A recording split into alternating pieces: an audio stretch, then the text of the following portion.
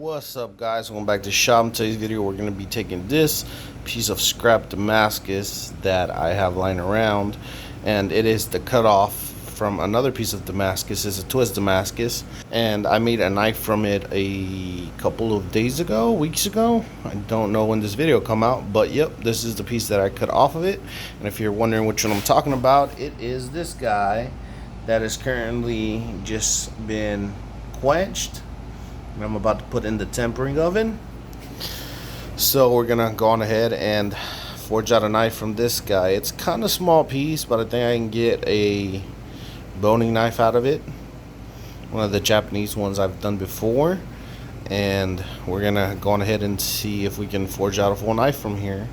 It should be enough material because these guys, I'll probably take this much material and forge out a tang, and with the rest I can just forge down into a tip. Those normally they forge into a very fine tip, and so this should be enough material.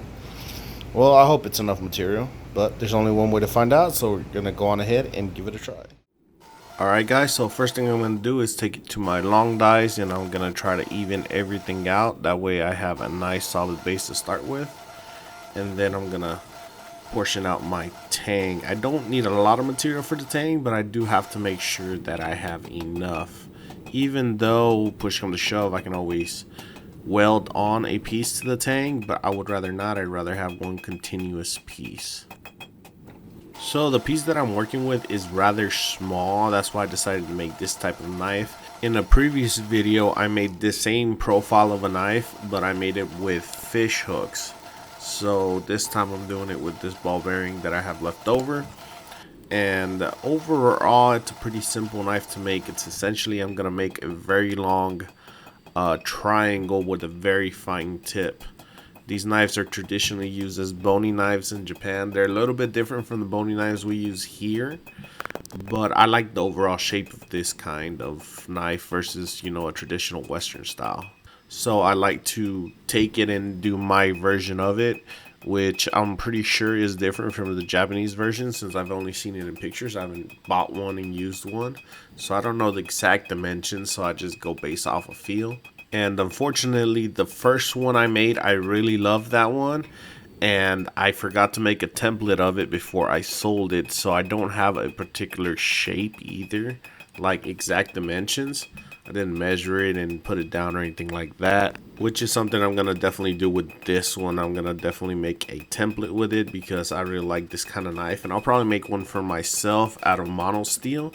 So let me know in the comments down below if you'd be interested in one out of mono steel, and I can make a batch of those. I personally like them. I think they look cool, and they have a very, very thin profile and a very sharp point.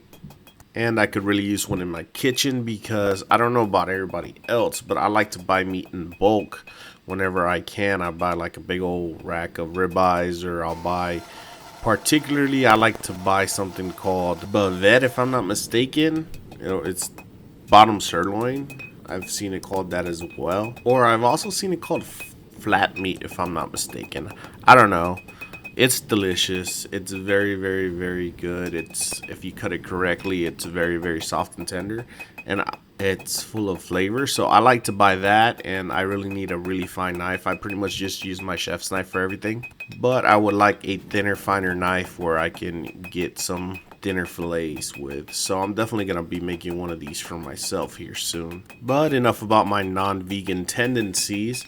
I'm drawing out the tang, and I have the shape pretty much close to what the final dimension is gonna be. So all I have to do left is draw out the tang and make sure I have a good taper to it. That way I don't struggle too much whenever I'm doing the handle. And same thing with the knife. I gotta make sure it's nice and straight and has a good taper to it. And here is a look at the forged product. From here I'm going to put it into muriatic acid. I don't really ever show that part. I think I explain it in most videos.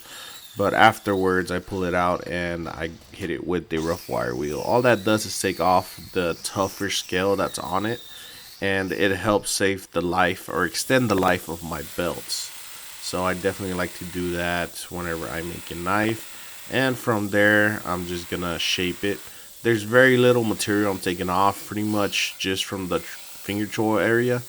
but that's something I can forge more to shape, but I feel like it's a negative return for me. It's easier just to grind it out and grind it exactly the shape I want to have it versus upsetting the steel. And if it was going to be a forged to finish knife, maybe I would take that extra step. But for the most part, I like to just grind it out. It's quicker, it's easier, and I don't own a solid leg vise or any kind of solid place where I can vise it down and hold it while I go on ahead and hammer that spot. And for the edge, I'm pretty much just straightening out the grind, making sure everything is nice and straight and get rid of any weird bumps. Here I'm using a 60 grit belt and I'm just cleaning up the steel before I go into my heat treat. I'm getting rid of all the uneven bumps and areas. That way I can have a better chance at having a straight knife after my quench. Though admittedly I did not grind it perfectly straight. Alright, so we are out of the temper. It's looking nice. This one definitely has a lot more of the tighter pattern in it. We do have some minor warpage, no big deal. I'm just going to straighten it out with the carbide peen and we'll go from there. Very little warping. It wasn't warped pre going into the oven, so it was just minor warping, but that's a quick fix. And then we'll move on to our finished grind. Since I had a little bit of a dip whenever I ground it, I actually had a straight side and a side with a little bit of a curve. I didn't notice that until after I was peening it, when I started really paying attention to it. And I put it on my anvil and saw which side of it was dished. I noticed that one side was straight and one side was dished. So I only ended up straightening out the tang, which was a little bit to one side, and afterwards I did the rest with the 2x72. It is a little bit of a pain to grind these knives out, but I've learned to leave a longer tang and it gives me a little bit more area to hold on to whenever I'm grinding it. And then we hand sand. Alright guys, so I'm done with the hand sanding. It's time to move on to the handle. We're going to be pairing this piece of stabilized spotted maple with this piece of maple burl. It's dyed in blue. It's a little leftover piece I got, and I'm gonna be putting a piece of black liner in between just as a little separator. So gotta straighten this guy out, but first thing I'm gonna do is I'm gonna cut off the excess on this guy, then we can start working on the other stuff.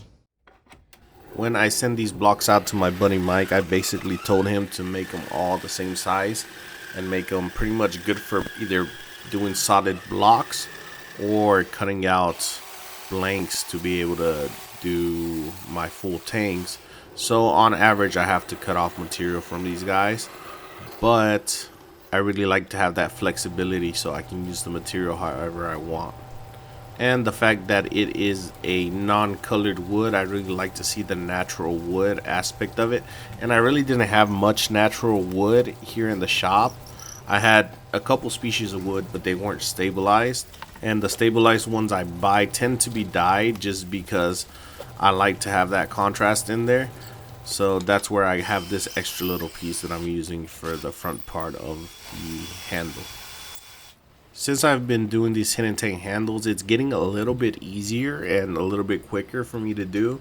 I really wish though that I had a better area or a better tool to do my holes with. That way I could be more precise. There's always a little bit of shaking, a little bit of moving around, especially the way I do it. So I can't really get everything perfect just yet, but I'm definitely getting better at making all my different pieces, and especially the part that you see where the handle meets the knife, I'm getting slightly better at getting to close that gap.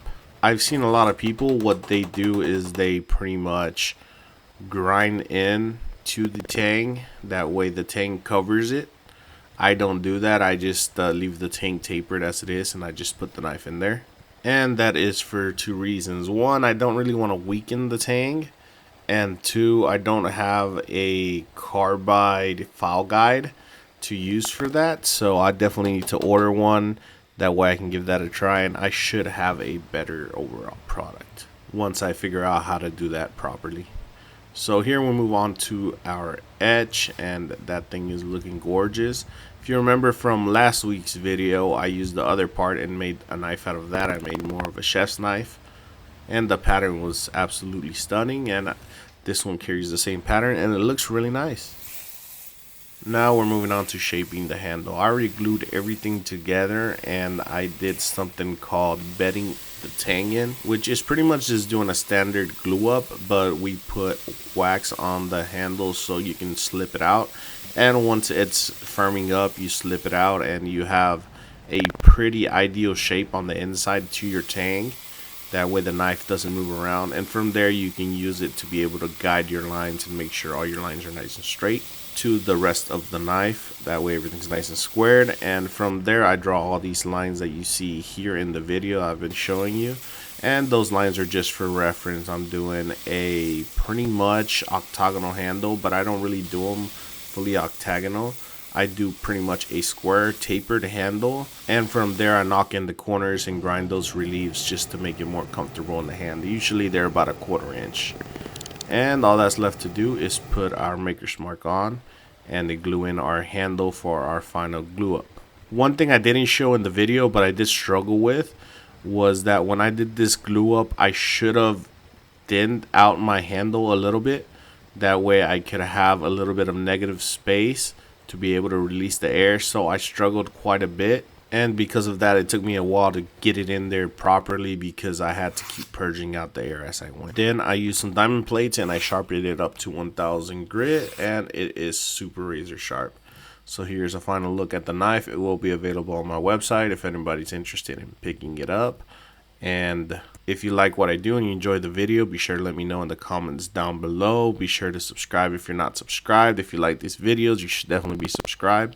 We're on our way to 200,000. We're already at 180, so be sure to join up for that. And if you want to do me a favor, click on the video that's popping up on the screen right now. It is the military challenge. Go check it out if you haven't already, and I will catch you guys on the next one. Peace.